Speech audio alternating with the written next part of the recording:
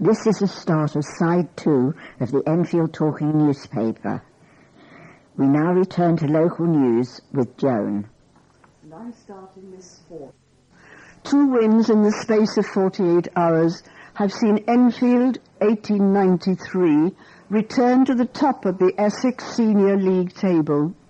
The E's had surrendered pole position after suffering their first league loss of the season at the hands of Witham the previous weekend, but they produced the perfect response on Thursday by romping to a 4-0 victory over Barking, with Wes Borges, Ben Shannon, Elliot Crosby and Paul O'Shin all on target.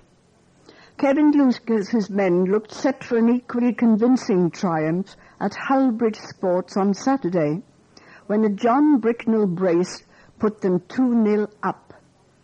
But the hosts fought back to level the scores before Guy Bonnick snatched a late win for the E's.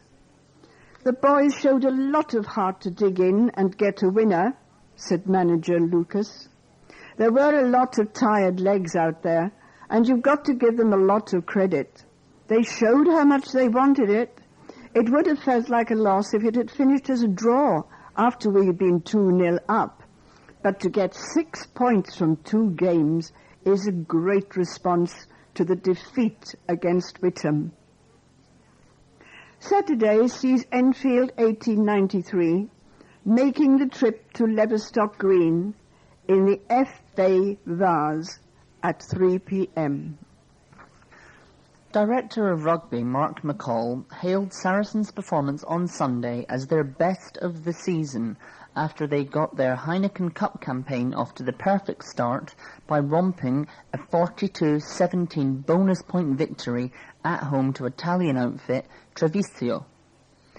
Owen Farrell, David Strettle, Chris Wiles, Ernst Hubert and debutant John Smith all scored tries for the hosts, with Farrell kicking a further 17 points to seal a resounding triumph. It was probably our best performance of the season, McCall said. We have been winning, but we've been inconsistent in a lot of the matches, and I thought we were much better. They were very physical, and we had to work hard for everything. It was a job well done. Treviso are a massively improved side. We won comfortably in the end, but it was hard for us. They've won a lot of games domestically, and no one had beaten them as heavily as that this season. Prop Dion Carstens is set to leave Saracens at the turn of the year after signing for South African Super 15 outfit, the Stormers. McCall said, Dion has made a magnificent impact at Saracens, and his departure will present us with some difficult mid-season challenges, but we wish him, his wife and young daughter all the best in Cape Town. Saracens continue their Heineken Cup campaign in Biarritz on Saturday. And I have 2 sports shorts. The first one is hockey. Southgate suffered a second successive home defeat in the Premier Division of the English Hockey League on Sunday as they were beaten 2-0 by Reading. The hosts, who remained just outside the relegation zone, fell behind to a Simon Mantell strike after just 3 minutes, and Richard Mantell sealed Reading's victory by adding a second on 48 minutes. A busy weekend of action sees Southgate visiting Hampstead and Richmond on Saturday before they make the long trip to Preston in the last 16 of the Men's Knockout Cup the following day. Meanwhile, Southgate ladies put up a brave fight before eventually losing 3-2 at Hampstead and Westminster in Division 1 of the South League on Saturday. And the next item is boxing. Chris Evangelou maintained his perfect record as a professional by recording a points victory over Gerald Ryan at Bethnal Green's York Hall last Wednesday. The light welterweight from Enfield had initially been due to fight Terry Needham over 8 rounds, but a late change of opponent saw the contest reduced to just 4 rounds, much to his disappointment. People don't realize how frustrating things like that are, he said. I need to get the rounds in, and I had trained so hard to prepare for a longer fight. But a win is a win at the end of the day, and I'm still unbeaten. And here we have a very colourful information sheet that the Enfield Council has provided, telling us about Millfield Arts Centre's beautiful panto full of beastly good fun of Beauty and the Beast. It's very pretty, very bright blue, going to a darker blue at the top, and in the middle of the page, practically, there's an oval that is framed in gold with Beauty and the Beast in lovely colourful gold in the middle. Makes you want to go. On Thursday, the 24th of November, it will start and will continue at intervals to Sunday, the 8th of January, 2012. And they tell us to book now at www.millfieldartscentre.co.uk or ring 020 8807 6680. And then there is a sort of pale pinky little line underneath all that, asking you to understand how lovely this could be. It's colourful, lively, and very, very funny. And the magazine The Stage tells us that on having Jack and the Beanstalk in 2010, it was really somewhere to go to. So there we go. Millfield Arts Centre, Silver Street, Edmonton, N18 1PJ. Enjoy it. And talking of Jack and the Beanstalk, the Willets Theatre is putting on a production of Jack and the Beanstalk, and again we have another very colourful flyer in front of us, full of kind of green beanstalk type imagery, and it's starring all the kind of famous characters from the fairy tale, played Jack and Dame Trot, Simple Simon, Fairy Fuchsia, and Clarabelle the Cow, who I don't remember, but some may. The shows are running from the 10th of December 2011 till the 1st of January 2012. And the leaflet says here, Jack and the Beanstalk, fee-fi-fo fun, a perfect panto for everyone. Join intrepid Jack on the adventure of a lifetime as he bounds up the beanstalk to do battle with giant Blunderbore. Does Dame Trot finally get her man? Can Simple Simon work out which end of the cow needs milking? Find out in a pantomime which scales new heights with a spectacular stomping giant and all the magic and mayhem of a truly traditional Christmas extravaganza. There are school performances available as well as Super Saver shows, where all tickets are £13. For other performances, adult tickets are £16.50, children at £14.50, with a family ticket at £58. If you buy 10 tickets, you get the 11th free.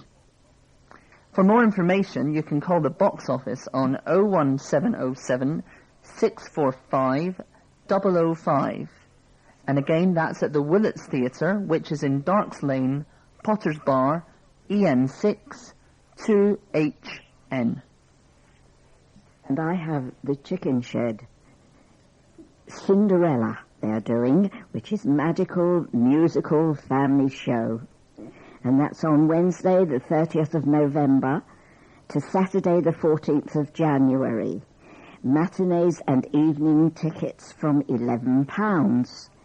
And also Tales from the Big Shed, fun shows for 0 to 7-year-olds, Saturday the 10th of December and Saturday the 17th of December, 10 a.m. and 11:45 a.m. shows at £6. And Christmas Tales, a full-on pantomime for 0 to 7 years, 21st of December to the 23rd of December, 10 a.m. and 11:45 a.m. and that's £6. And Christmas Tales on Tour at the Dugdale Centre, Enfield, the 19th of December to the 20th of December, 10 a.m. and 11:30 a.m.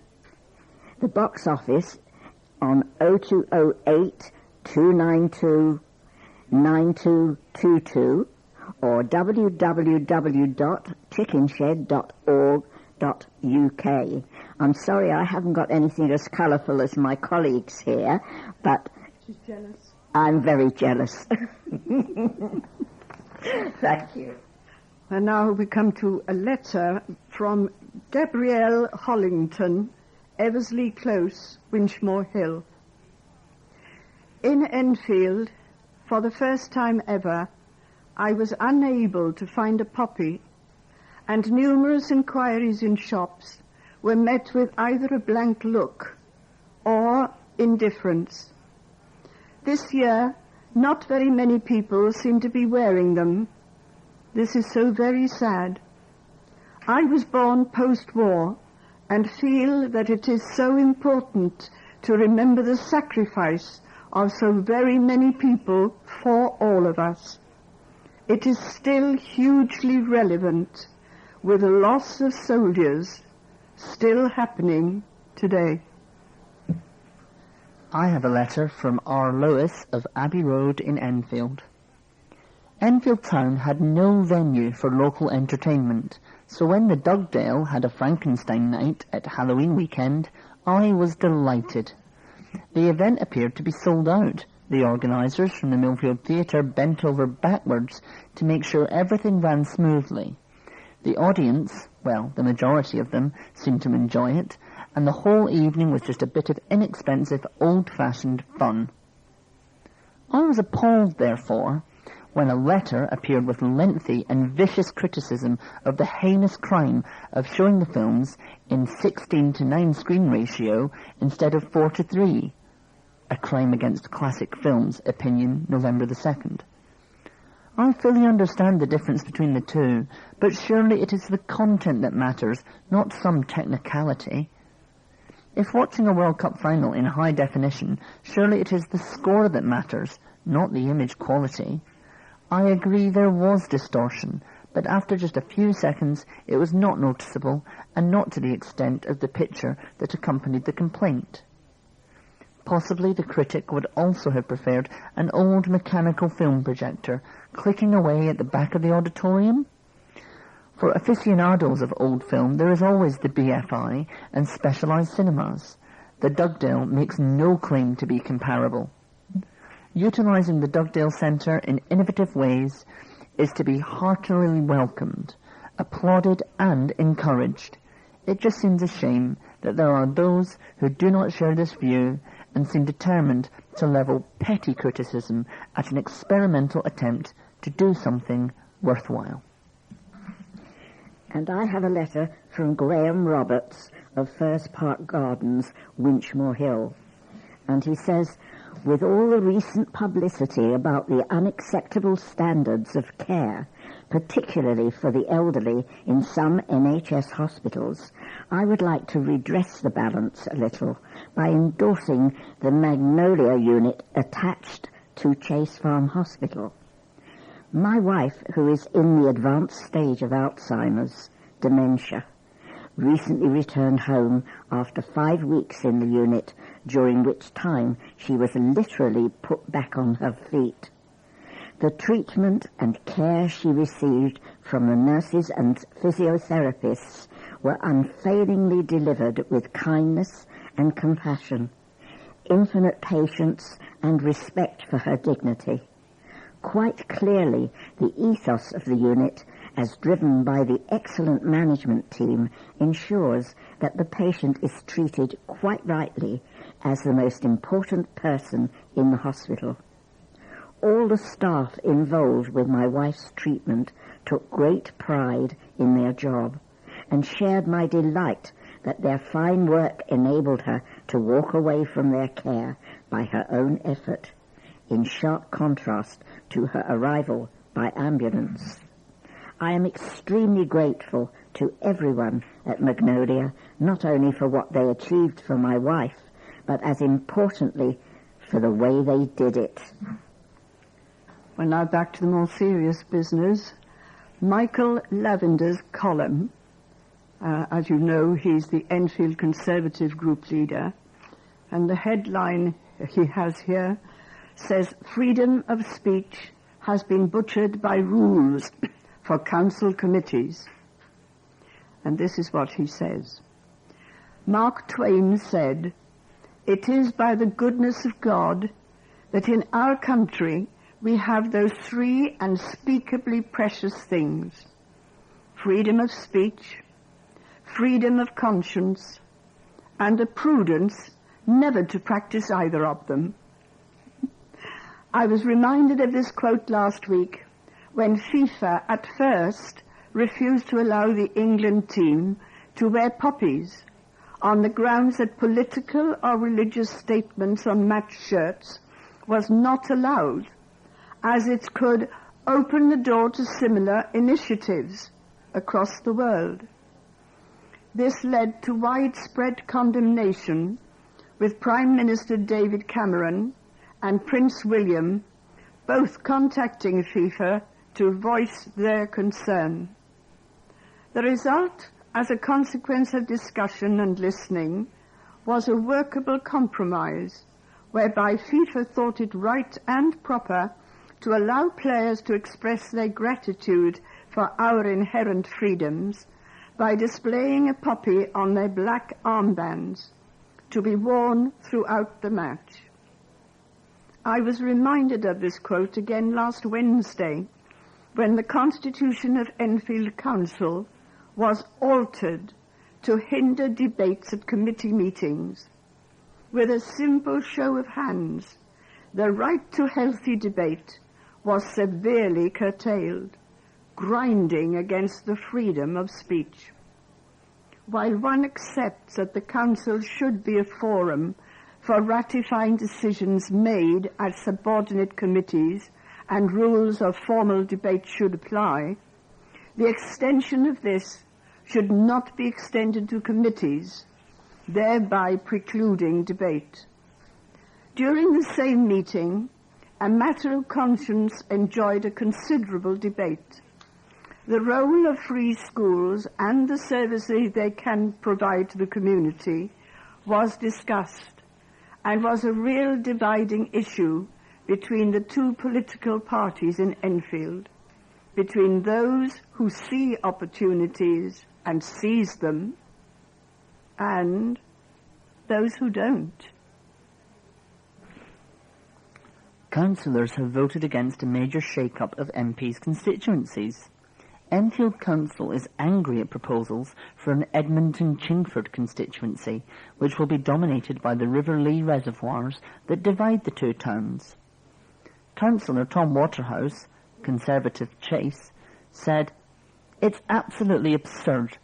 Given the majority in the new constituency would live on the Chingford side, it is inevitable the MP's office would be based over there.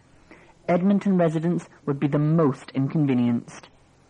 At a full council meeting last Wednesday, councillors voted to oppose the boundary changes and backed calls by Councillor Mike Tighe, Conservative Town, for the capital's local government pressure group, London Councils, to organise a London-wide response to the plans.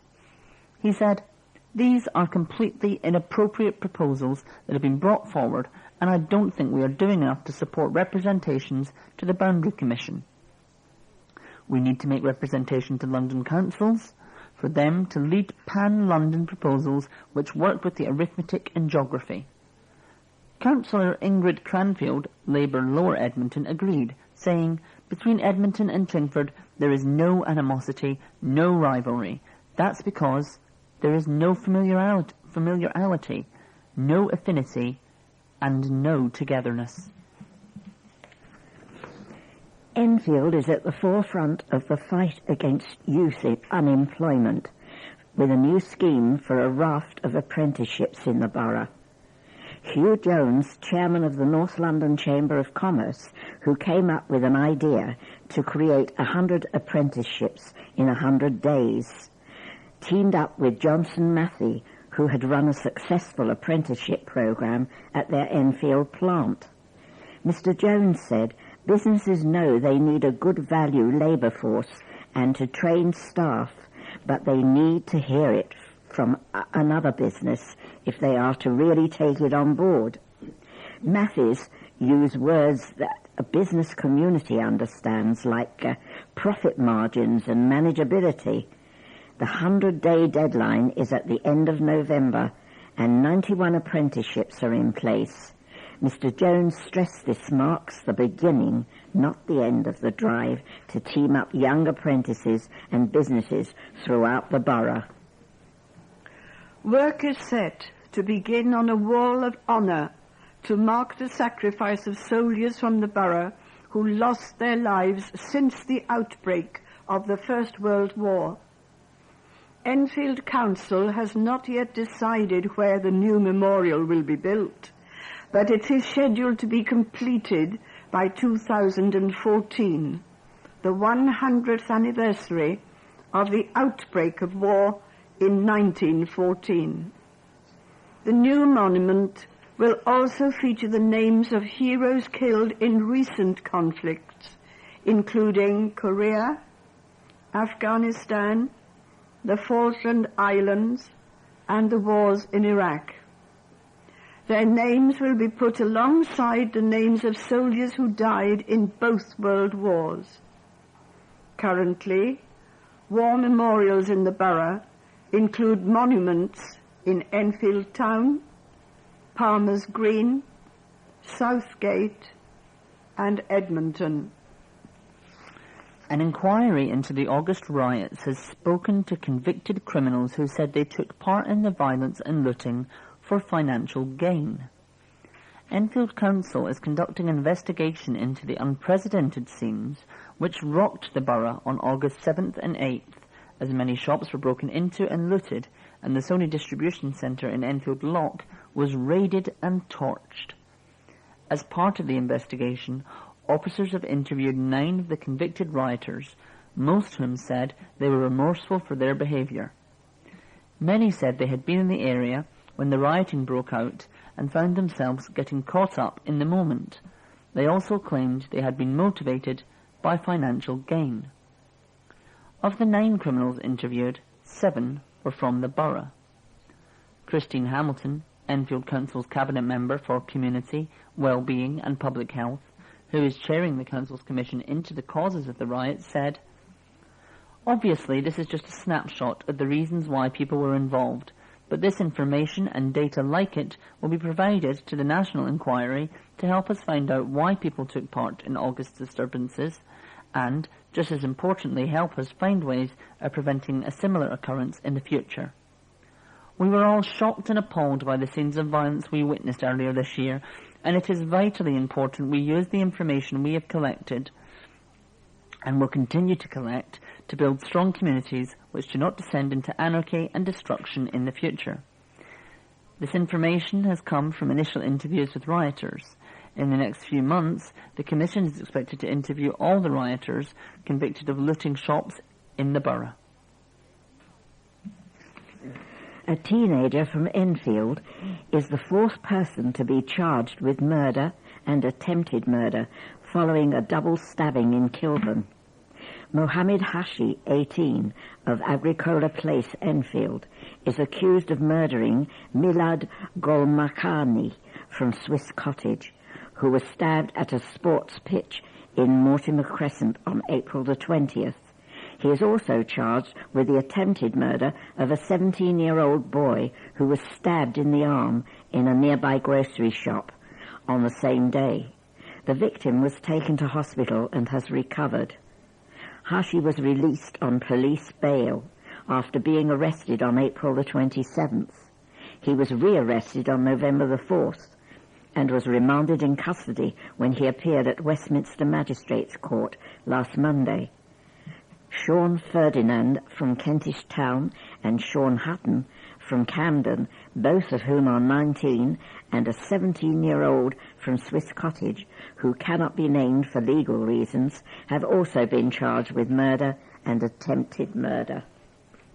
a former young ambassador for the London Olympic Games, has been jailed for 2 years for taking part in the riots in Enfield and Hackney.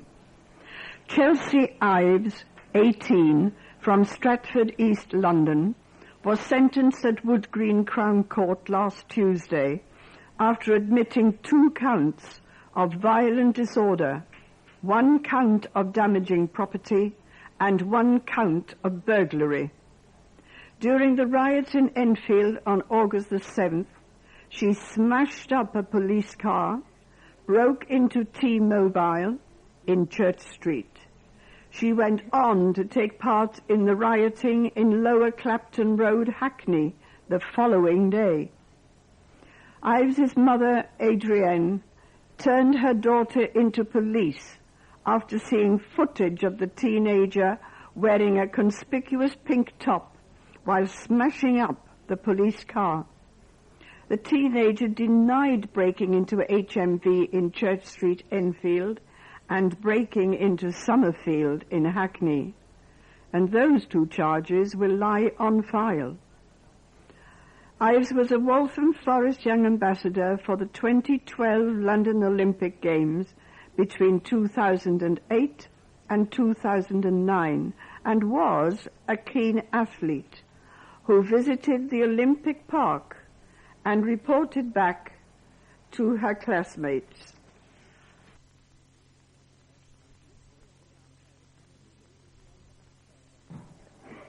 We've reached the end of our programme for this week, so from the team of Joan, Rod, and myself, Lilian, with Cassandra and Colin on controls, it's goodbye, bye-bye, cheerio.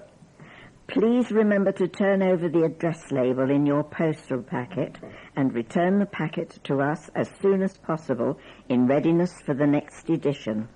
The Enfield Talking newspaper will be with you in 1 week's time.